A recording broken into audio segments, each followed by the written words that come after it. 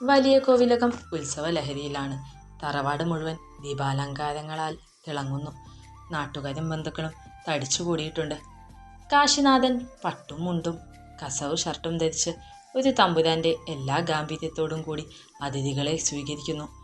പാർവതി ഒരു സെറ്റ് സാരി ഉടുത്ത് ദേവികയുടെ കൂടെ വിളക്ക് കത്തിക്കാൻ വരികയായിരുന്നു. അവളുടെ ലളിതമായ സൗന്ദര്യം കണ്ട് കാശിയുടെ കണ്ണുകൾ ഇടയ്ക്കിടെ അവളിലേക്ക് നീണ്ടു. പക്ഷേ ചുറ്റുമുള്ളവരുടെ കണ്ണുകൾ ഭയന്ന് അവൻ അത് നിയന്ത്രിച്ചു. പാർവതി, നീ ഇന്ന് അതിമനോഹരിയായിട്ടുണ്ട്, ദേവിക സ്വകാര്യം പറഞ്ഞു. പാർവതി നാണത്തോടെ തല താഴ്ത്തി. അതേസമയം ഉത്സവത്തിന്റെ തിരക്കിനിടയിൽ വിശ്വനും അവന്റെ ആളുകളും രഹസ്യമായി കോവിലകത്തേക്ക് പ്രവേശിച്ചു. വിശ്വൻ ഒരു മാരകമായ പ്ലാൻ തയ്യാറാക്കിയിരുന്നു. ആ കരിമരുന്ന് പ്രയോഗം നടക്കുമ്പോൾ എല്ലാവരുടെയും ശ്രദ്ധ അങ്ങോട്ടായിരിക്കണം. ആ സമയം നോക്കി പാർവതിയെ വടക്കേ തളത്തിലേക്ക് വിളിക്കണം. ബാക്കി കാര്യങ്ങൾ ഞാൻ നോക്കിക്കോളാം. വിശ്വൻ തൻ്റെ ഗുണ്ടയ്ക്ക് നിർദ്ദേശം നൽകി. ഉത്സവത്തിൻ്റെ പ്രധാന ചടങ്ങായ വെടിക്കെട്ട് ആരംഭിച്ചു. ആകാശത്ത് വർണ്ണവിസ്മയങ്ങൾ വിരിയുന്നതിനിടയിൽ ഒരു പരിചാരകൻ പാർവതിയുടെ അരികിലെത്തി. പാർവതി, തമ്പുരാൻ വടക്കേ തളത്തിൽ ഉടനെ വരാൻ പറഞ്ഞു. എന്തോ പ്രധാന കാര്യം പറയാനുണ്ടെന്ന്. കാശി വിളിച്ചതാണെന്ന് കേട്ടപ്പോൾ പാർവതി മറ്റൊന്നും ചിന്തിച്ചില്ല. അവൾ ആരുമറിയാതെ വടക്കേ തളത്തിലേക്ക് നടന്നു. അവിടെ എത്തിയപ്പോൾ സ്ഥലം മുഴുവൻ ഇരുട്ടിലായിരുന്നു. തമ്പുരാനെ, അവൾ പതുക്കെ വിളിച്ചു. പെട്ടെന്ന് പിന്നിൽ നിന്ന് വിശ്വൻ പ്രത്യക്ഷപ്പെട്ടു. നിന്റെ തമ്പുരാൻ വരിലടി, അവൻ ആകാശത്തെ പടക്കം കണ്ടു നിൽക്കുകയാ. നീ ഇന്ന് ഇവിടെ തീരും. വിശ്വൻ വടക്കേ തളത്തിന് ചുറ്റും മുൻകൂട്ടി ഒഴിച്ചിരുന്ന പെട്രോളിലേക്ക് ഒരു തീപ്പൊരി ഇട്ടു. നിമിഷങ്ങൾക്കകം ആ പഴയ മരത്തടികൾ കത്താൻ തുടങ്ങി. തീ പാർവതിയെ വളഞ്ഞു. രക്ഷിക്കണേ തമ്പുരാനെ, പാർവതി ആക്രോശിച്ചു. പക്ഷേ വെടിക്കെട്ടിന്റെ ശബ്ദത്തിൽ അവളുടെ കരച്ചിൽ ആരും കേട്ടില്ല. വെടിക്കെട്ട് കണ്ടു നിന്നിരുന്ന കാശിയുടെ ഉള്ളിൽ പെട്ടെന്ന് ഒരു ആപ്പൽ സൂചന തോന്നി. അവൻ ചുറ്റും നോക്കി. പാർവതിയെ എങ്ങും കാണാനില്ല. ദേവിക, പാർവതി എവിടെ? കാശി പരിഭ്രമത്തോടെ ചോദിച്ചു.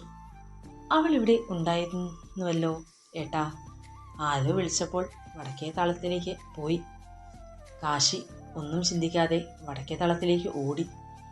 അവിടെ എത്തിയപ്പോൾ മുകളിൽ നിന്ന് വലിയൊരു തീക്കൊള്ളി താഴേക്ക് വീഴുന്നത് അവൻ കണ്ടു. വടക്കേ തളം ആളിപ്പടരുകയാണ്. പാർവതി, കാശി അലറിക്കൊണ്ട് തീക്കുള്ളിലേക്ക് ചാടി. കാശി, വേണ്ട, പോകരുത്. സുമിത്ര തമ്പുരാട്ടിയും മറ്റുള്ളവരും തടയാൻ നോക്കിയെങ്കിലും കാശി ആരെയും കേട്ടില്ല. തീയുടെ നടുവിൽ ശ്വാസം മുട്ടി വീണു കിടക്കുന്ന പാർവതിയെ അവൻ കണ്ടു. അവളുടെ സാരിയിൽ തീ പിടിക്കാൻ തുടങ്ങിയിരിക്കുന്നു. കാശി സ്വന്തം കൈകൾ കൊണ്ട് ആ തീ അണച്ചു. അവളെ എടുത്ത് പുറത്തേക്ക് കടക്കാൻ നോക്കുമ്പോൾ കത്തുന്ന ഒരു മരത്തടി കാശിയുടെ തോളിലേക്ക് വീണു. വേദന കൊണ്ട് കാശി ഒന്ന് പൊളിഞ്ഞെങ്കിലും പാർവതിയെ വിട്ടുകൊടുത്തില്ല. അവൻ അവളെയും കൊണ്ട് പുറത്തേക്ക് ചാടി. രണ്ടുപേരും മുറ്റത്ത് വീണു. പാർവതി അബോധാവസ്ഥയിലായിരുന്നു. കാശിയുടെ തോൾ പൊള്ളിയിരുന്നു. വിശ്വൻ ദൂരെ നിന്ന് പല്ലുകടിച്ചു. ഇത്തവണയും അവൻ അവളെ രക്ഷിച്ചോ? കാശി വേദന കടിച്ചമർത്തിക്കൊണ്ട് പാർവതിയെ നോക്കി. എഴുന്നേൽക്ക് പാർവതി, നിനക്ക് ഒന്നും സംഭവിക്കില്ല. അവൾ പതുക്കെ കണ്ണു തുറന്നു. കാശിയുടെ മുറിവേറ്റ തോളിലേക്ക് നോക്കി അവൾ തേങ്ങി. തമ്പുരാനെ, എനിക്ക് വേണ്ടി എന്തിനാ ഈ സാഹസം? കാശി അവളുടെ മുഖം ചേർത്തു പിടിച്ചു. എല്ലാവരുടെയും മുന്നിൽ വെച്ച് അവൻ പ്രഖ്യാപിച്ചു, നിന്റെ ജീവന് എന്തെങ്കിലും സംഭവിച്ചാൽ പിന്നെ ഈ കാശിനാഥൻ ഇല്ല പാർവതി. കാരണം നീ എൻ്റെ പകുതിയാണ്. കൂട്ടിക്കിടന്ന നാട്ടുകാരും തറവാട്ടുകാരും സ്തബ്ധരായി. കാശിനാഥൻ തൻ്റെ പ്രണയം പരസ്യമായി വെളിപ്പെടുത്തിയിരിക്കുന്നു. കാശിയുടെ വാക്കുകൾ കേട്ട് കോവിലകത്തെ മുറ്റം നിശബ്ദമായി. ഒരു തമ്പുരാൻ തൻ്റെ കാര്യസ്ഥൻ്റെ മകളോട് എല്ലാവരുടെയും മുന്നിൽ വെച്ച് പ്രണയം വെളിപ്പെടുത്തിയത് സുമിത്ര തമ്പുരാട്ടിക്ക് സഹിക്കാവുന്നതിലും അപ്പുറമായിരുന്നു. കാശി, നീ എന്തൊക്കെയാ ഈ പറയുന്നത്? ബോധമില്ലാതെ ഓരോന്നും വിളിച്ചു പറയരുത്, സുമിത്ര ആക്രോശിച്ചു. മുറിവേറ്റ തോളിലെ വേദന അവഗണിച്ചുകൊണ്ട് കാശി എഴുന്നേറ്റു. എനിക്ക് നല്ല ബോധമുണ്ടമ്മേ. പാർവതി എൻ്റെ പ്രാണനാണ്. അവളെ കൊല്ലാൻ നോക്കിയ വിശ്വനെ ഈ പടിപ്പുരയ്ക്ക് പുറത്താക്കിയപ്പോൾ തന്നെ ഞാൻ എൻ്റെ തീരുമാനമെടുത്തതാണ്. ഇനി ഈ കോവിലകത്തെ മരുമകളായി പാർവതി ഉണ്ടാകും.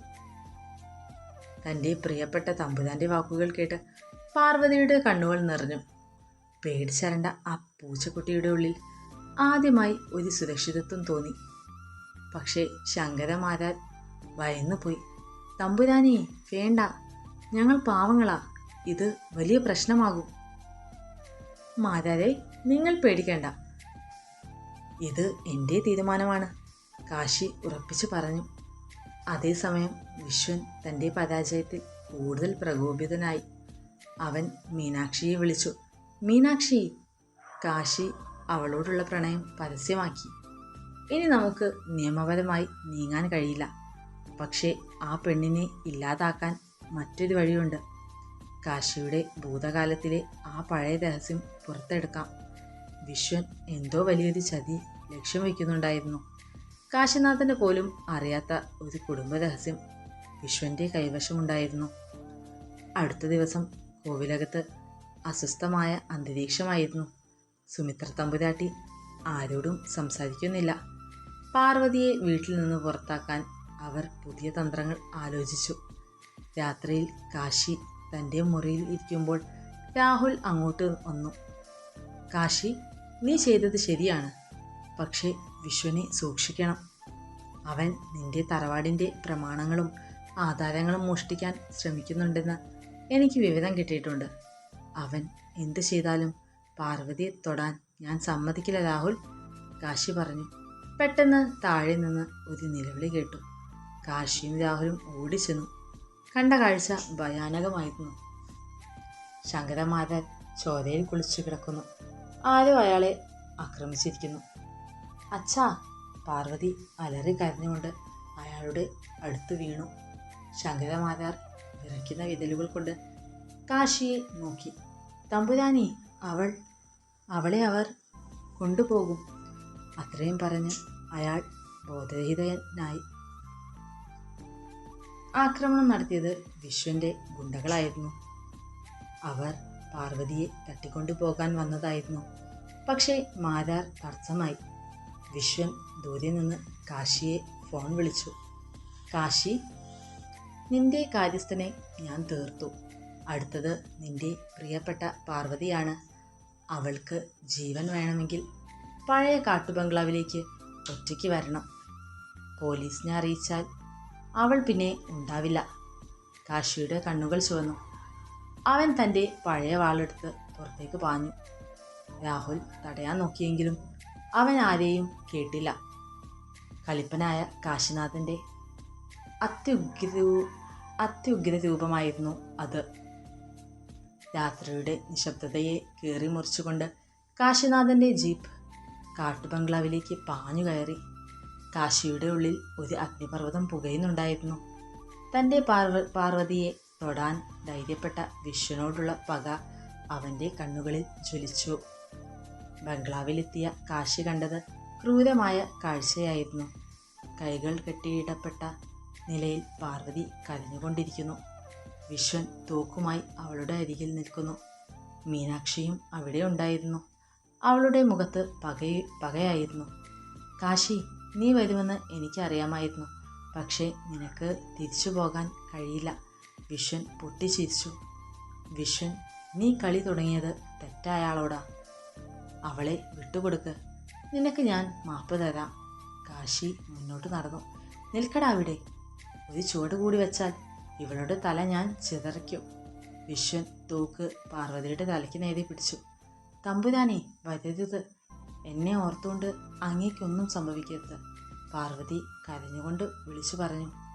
പെട്ടെന്ന് വിശ്വൻ ഒരു രഹസ്യം വെളിപ്പെടുത്തി. കാശി, നീ എന്തിനാ ഈ കാര്യസ്ഥൻ്റെ മോൾക്ക് വേണ്ടി ഇത്രയും തുള്ളുന്നത്? നിന്റെ അച്ഛൻ മരിച്ചത് എങ്ങനെയാണെന്ന് നിനക്കറിയാമോ? ആ ശങ്കരമാരാർ കാരണമാണ് നിന്റെ അച്ഛൻ ജയിലിൽ കിടന്നതും അവിടെ വെച്ച് മരിച്ചതും. നിന്റെ ശത്രുവിൻ്റെ മകളെയാണ് നീ പ്രണയിക്കുന്നത്. കാശി, ഒരു നിമിഷം തറഞ്ഞു നിന്നു. പക്ഷേ അവൻ പെട്ടെന്ന് ചിരിച്ചു. വിശ്വൻ, ആ പഴയ കഥ എനിക്കറിയാം. എൻ്റെ അച്ഛനെ കുടുക്കിയത് ശങ്കരമാരാർ അല്ല, നിന്റെ അച്ഛനായിരുന്നു. അത് തെളിയിക്കുന്ന രേഖകൾ എൻ്റെ കയ്യിലുണ്ട്. സത്യം മറച്ചുവെച്ച് നീ എന്നെ തകർക്കാൻ നോക്കണ്ട. വിശ്വൻ പകച്ചുപോയി.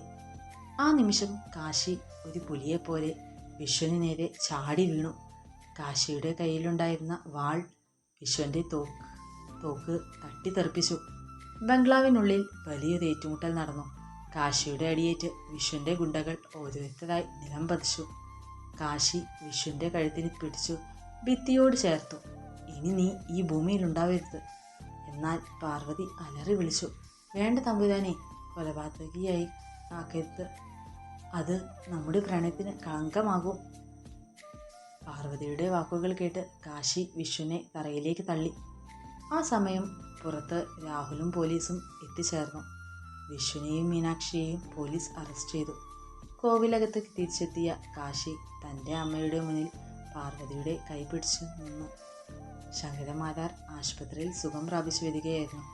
അമ്മേ, ഇനിയും അമ്മ ഇത് എതിർക്കരുത്.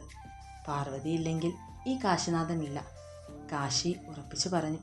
കാശിയുടെ ജീവൻ അപകടത്തിലായതും പാർവതി അവനെ തടഞ്ഞതും കേട്ട സുമിത്ര തമ്പുരാട്ടിയുടെ മനസ്സിൽ മാറ്റം വന്നു. തൻ്റെ മകൻ്റെ സന്തോഷം പാർവതിയിലാണെന്ന് അവർ തിരിച്ചറിഞ്ഞു. കാശി, ഞാൻ തോറ്റുപോയി. നിന്റെ പ്രണയത്തിനു മുന്നിൽ ഈ തറവാടി മഹിമ ഒന്നുമല്ലെന്ന് എനിക്ക് മനസ്സിലായി. പാർവതിയെ ഈ വീടിൻ്റെ മരുമകളായി ഞാൻ സ്വീകരിക്കുന്നു. സുമിത്ര പാർവതിയെ ചേർത്ത് പിടിച്ചു. പാർവതിയുടെ കണ്ണുകളിൽ നിന്ന് ആനന്ദക്കണ്ണീർ ഒഴുകി. അവളുടെ സ്വപ്നങ്ങൾ പൂവണിയാൻ പോവുകയായിരുന്നു.